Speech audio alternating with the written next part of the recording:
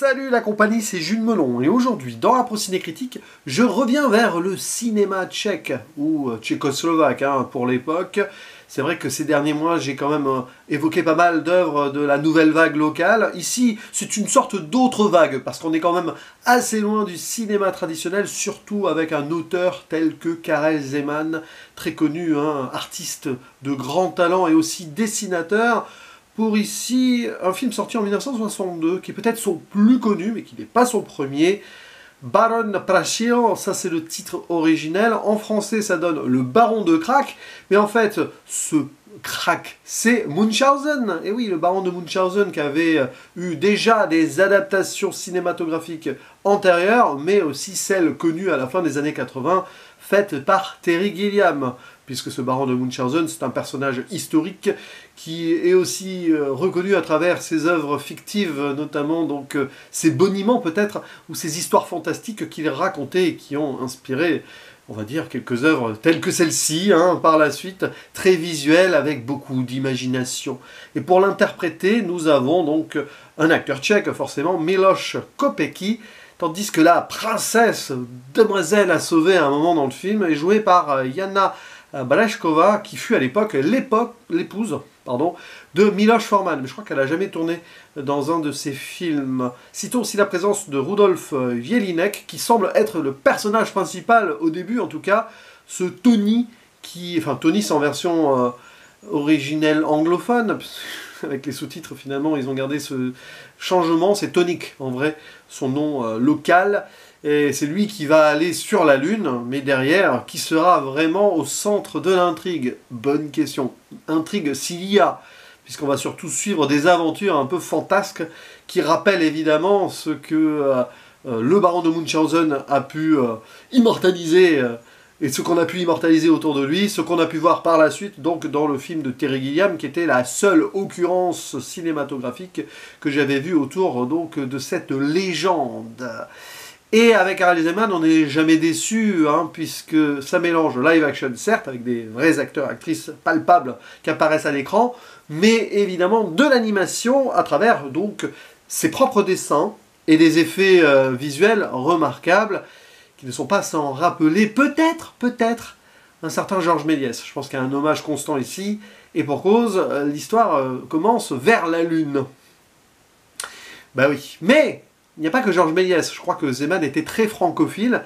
Il y a aussi Jules Verne, puisque est référencé directement l'une des œuvres de ce grand auteur qui a écrit énormément d'histoires fantastiques aussi pour l'époque et de science-fiction, de la Terre à la Lune, puisque, je vais faire le synopsis, nous allons suivre l'histoire d'un cosmonaute qui s'appelle Tonic, qui arrive sur la Lune, et qui, sur place, se rend compte qu'il n'est pas le premier. Attention, en 1962, personne n'y était encore allé sur la Lune. Il y a des pas. Voilà, c'est marrant, parce qu'avec le recul historique, tu penses au pas de Neil Armstrong, mais rien à voir. Qui trouve-t-il sur place? Eh bien, justement, les 3 membres donc, de l'équipage Jules Verne du roman De la Terre à la Lune. Dont Michel Ardan, qui était une sorte d'anagramme de Nadar, célèbre photographe et scientifique aussi de l'époque.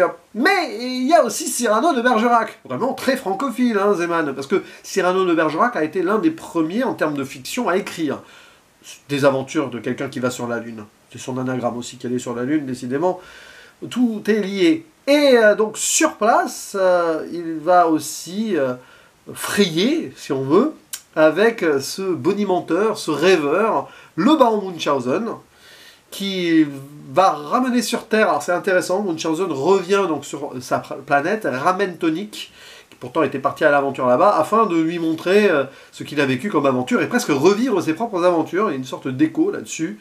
Donc ça va mener le duo vers la Turquie, où il y a une dame à sauver, prisonnière du sultan, et évidemment, le Baron de Munchausen et Tonic vont se disputer la demoiselle, la princesse. C'est un peu old school de l'époque, évidemment. Et tous ces gens-là vont vivre de grandes aventures. Déjà, la sauver, ok. Ensuite, sur les mers, poursuivis par l'armée du sultan. Un poisson géant. Sous-titre, ils disent une baleine, mais ça ressemble pas trop à une baleine, mais peu importe. Bon, on va penser au Pinocchio de Disney de 1940, mais toujours cette idée de monstro, quoi. Mais bon, ça revient à la mythologie et tout, c'est biblique aussi. Et aussi derrière, histoire de guerre hein, un peu absurde, ou même les canons bande mou, j'ai envie de dire. C'est assez amusant. Et rivalité, Munchausen-Tonic. Et Tonic va se faire un peu Munchausen, lui aussi, devenir un vrai rêveur. Le scientifique va passer un petit peu dans une autre ambiance en tombant amoureux.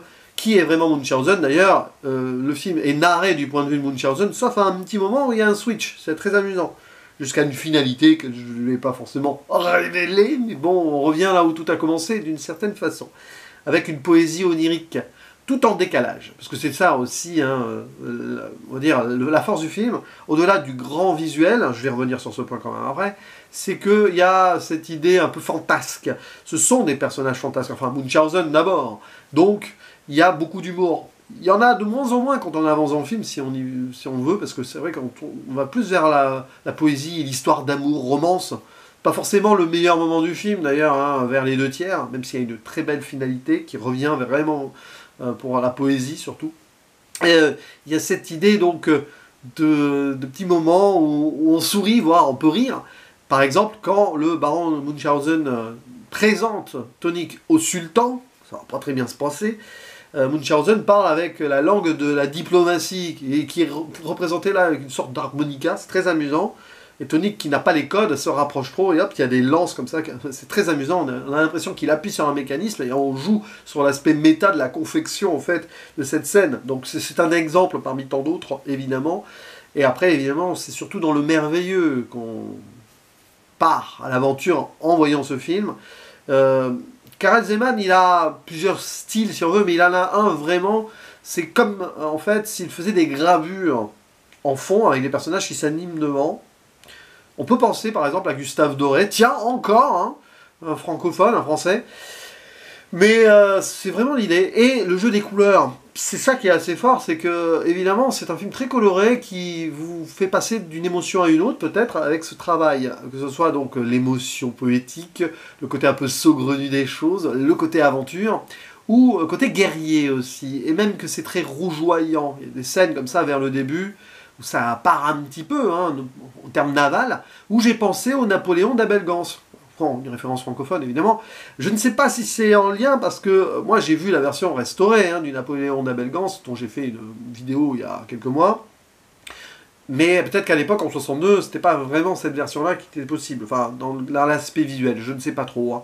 Et on ne sait pas s'il l'a vu en fait. Mais peu importe. J'ai pensé à ça et puis vers la fin ça revient en fait. Hein, même l'idée d'un général et tout. Ah bon. Influence dont je ne sais pas mais dans cette idée d'expérimentation cinématographique. Et finalement on se rend compte que les Français ont été vraiment parmi les premiers à tenter des choses. Napoléon d'Abel Gans, c'est quand même un exemple, mais avant, donc, il y a eu Méliès. C'est vrai qu'on voyage comme ça aussi à travers déjà l'histoire du cinéma, et on est en 1962. Et ce qui est intéressant, c'est de voir à quel point ce film aussi aura un écho sur l'histoire postérieure du cinéma. Je vais évidemment penser à Terry Gilliam, parce que lui-même l'a avoué, il a adoré ce film, quand bien même il l'aurait vu alors qu'il avait déjà entamé la conception des aventures du baron de Munchausen. C'est peut-être pas tombé dans l'oreille d'un sourd, plutôt dans les yeux d'un aveugle, si vous voyez ce que je veux dire. Surtout que ces animations un peu là, notamment les petits monstres là qu'on voit, hein, ou les petits machins volants, etc., vont faire penser aux animations qu'il réalisait lui-même, notamment pour les Monty Python. Je pense quand même qu'il y a quelque chose dans cette idée. Hein. Et puis, bien sûr, Tim Burton lui-même s'est inspiré de Karel Zeman, il l'a dit, c'est voilà un de ses exemples. On peut aussi imaginer Michel Oslo, tiens, pour faire boucler la boucle ici, être un autre francophone, mais qui aurait été aussi peut-être un peu, hein, mais pas tant que ça, inspiré par Karel Zeman, peut-être plus sur le côté poétique des contes racontés, j'ai envie de dire. Alors peut-être ce film oui, mais peut-être d'autres, je ne sais pas. En tout cas, on voit ici à quel point cette œuvre, elle est là, posée, rendant hommage à des choses d'avant, et qui sera très importante pour deux œuvres après. Même si Karel Zeman en a fait d'autres, notamment des courts, mais aussi une adaptation d'Aventure de Jules Verne avant, hein, il me semble, de quelques années, au préalable. Mais bon, après, il en reste de ce film un aspect narratif un peu décousu, forcément, où vous pouvez un peu décrocher par moments. C'est plutôt sur l'aspect romance, que moi, j'étais là en mode, bon, c'est gentillé, c'est un peu vieillot, quoi. L'idée de la rivalité, où Munchausen voit que Tonic, finalement, en le prenant sous son aile, il le transforme en lui-même, et après, il y a un peu de jalousie. Il y a de la jalousie par rapport à la demoiselle en détresse, d'accord, mais aussi par rapport au fait que il se transforme en rêveur-conteur également. Finalement, son histoire, aller sur la Lune, c'est déjà un conte en soi, c'est quelque chose qui à l'époque était fou.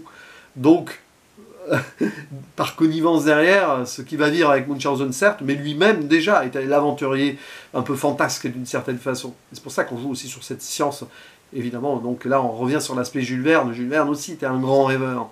Et aussi quelqu'un qui a pu voir des choses venir, même si c'était, quand on lit du Jules Verne, on voit qu'il y a des choses scientifiquement parlant, où c'est pas trop ça, mais peu importe.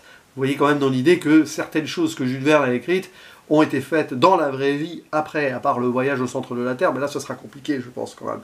Voilà. Mais donc c'est pour ça que c'est une belle débauche visuelle qui respire le cinéma et l'artisanat du cinéma. Rien que pour ceci c'est réussi, et puis toutes ces créatures là, voilà, les bateaux, des moments de fumée, d'explosion, de rougeoyance. Il y a vraiment beaucoup de choses à, j'ai envie de dire, picorer à droite à gauche, et surtout à beaucoup apprécier dans ce cinéma-là.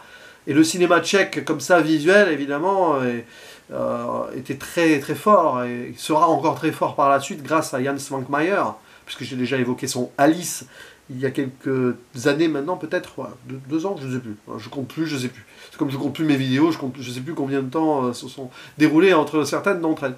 Mais voilà, en tout cas, voyez-le. Hein, c'est mon premier Karel Zeman, je crois. J'ai peut-être vu des cours de lui qui se baladait sur YouTube à une époque, mais ce qui est certain, c'est mon premier long de ce monsieur. Je suis content d'en avoir parlé comme ça, et donc, et n'hésitez pas désormais à me dire ce que vous en pensez de ce film et de son univers, de Monsieur Zeman aussi bien sûr, et ça fera un bel échange en commentaire, surtout sur des films un peu moins réputés comme ceux-ci. C'est toujours intéressant d'aller creuser dans l'univers du cinéma, là où on ne s'y attend pas, mais on trouve toujours de magnifiques surprises, quelles que soient les époques, quels que soient les pays. Et c'est aussi pour ça que je tiens cette chaîne YouTube, d'ailleurs, pour qu'on voyage ensemble et qu'on découvre. Bref, à vous la parole, et je vous dis à la prochaine. Ciao.